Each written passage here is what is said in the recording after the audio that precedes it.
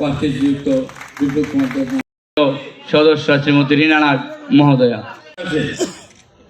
আপনারা একটা চিঠিতে আজকে আমরা বিএলএ 1 বিএলএ 2 আছি, আজকে আমরা মন্ডল প্রেসিডেন্ট আছি, অফিস বের আছি। আমাদের মধ্যে কেউ একদিন বিপ্লব দেবের মতো এমপি হবে, চিফ মিনিস্টার হবে, পার্টির দায়িত্বে কাজ করবে। তার জন্য পলিটিক্যাল ব্যক্তিকে কমন সেন্স চাই। কমন সেন্স জাগাত তৈরি হয়। কেউ যদি ভাবো কেউ হাওড়া দিছে ফোন করে, তুমি দেখার পরে ফোন করে আরে আমি কি করতাম তাপসদা ফোন করে ফোনে দেখা কইতে যাইতে তোমার টাইম চলে যাবে।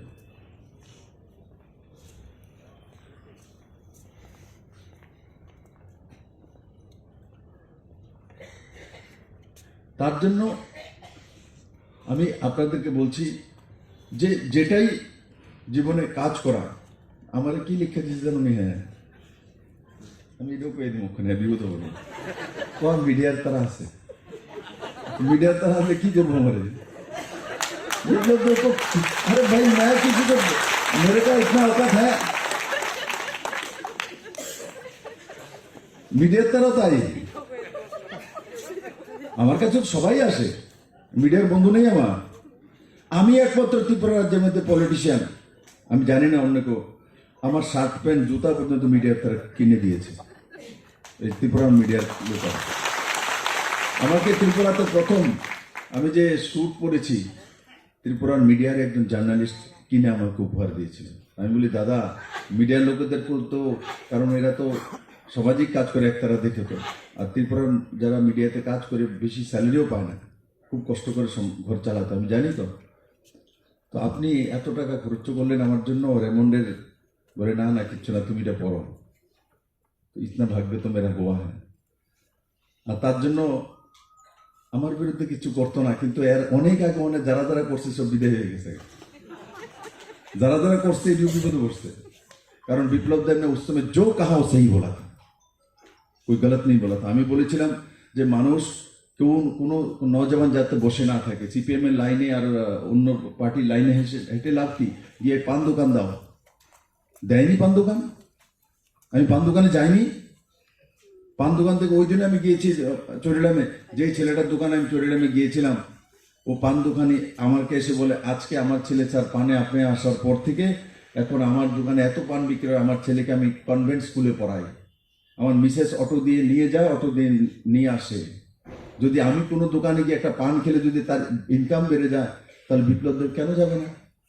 আমি যদি কোনো দোকান থেকে যে জুস খাই, সেই দোকানে যদি বিজনেস বেড়ে যায় তা আমার করা উচিত। কারণ কি জনতার দ্বারা এই তো নেতা তৈরি হয়। বিপ্লব দেবের উপরে ত্রিপুরা মানুষের অধিকার আছে ভাই।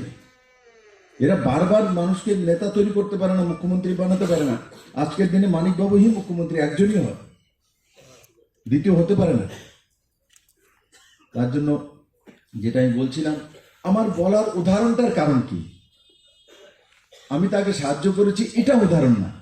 উদাহরণ হচ্ছে আমি মহিলার সেন্সেশন দেখছিলাম যে সে এটাতে সবচেয়ে বেশি খুশি হবে, জীবনে বড় প্রাপ্য সে মনে করে, তার জন্য এই কাজটা আমি করেছি। আবার অন্য কেউ আমাকে বললে আবার দেব না, नहीं दूंगा, ये सोच ले किसी ने दादा को बोलूंगा तो दे देगा, नहीं दूंगा। বরং তোমরা তো তোমাদের কাছ থেকে চেয়ে নিচ্ছে টাকা, মাল দো, পয়সা দো। তো আর মিডিয়ার তারা আজকে নিউজ এটা করো যে কোন পার্টির মধ্যে আছে যে দাঁড়িয়ে কমিউনিস্টের হিম্মত আছে যে বলবে যে এই সভাগারের মধ্যে যারা আছে সবাই সমস্ত টাকা বিপ্লব দেবকে দিয়ে দেবে, তার নেতাকে দিয়ে দেবে, তার ভাইকে দিয়ে দেবে। কোন পার্টিতে আছে ত্রিপুরাতে? কোন পার্টিতে আছে মিডিয়ার বন্ধুরা? কেউ দেখেছে কোনোদিন? এটা সিर्फ नरेंद्र भाई मोदी, भारतीय जनता पार्टी। কারণ কি বিজেপি এক আত্মিকতার পার্টি, আত্মিকতার পার্টি, একে অপরের সঙ্গে এক সৌহার্দ্যপূর্ণ সম্পর্ক, এক আত্মীয়তা।